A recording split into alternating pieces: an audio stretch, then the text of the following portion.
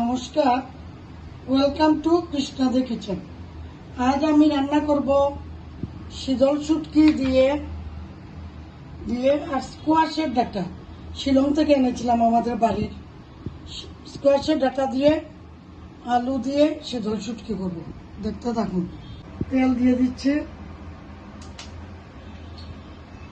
এখানে পেঁয়াজ, রসুন, লঙ্কা গুঁড়ো, হলুদ, লবণ সব দেওয়া আছে। এই যে শীতল শুটকি,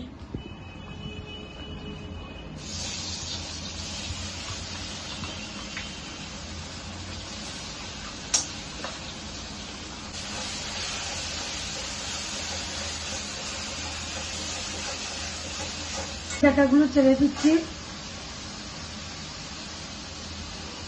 মরিচ,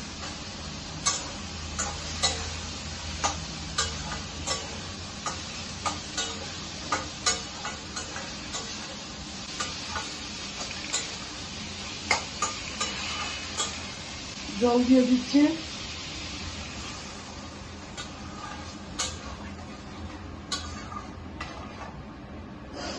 5 থেকে 10 মিনিট সেদ্ধ হবে ডাটাগুলো। বন্ধুরা, স্কোয়াশের ডাটা দিয়ে শীতল শুটকি হয়ে গেছে।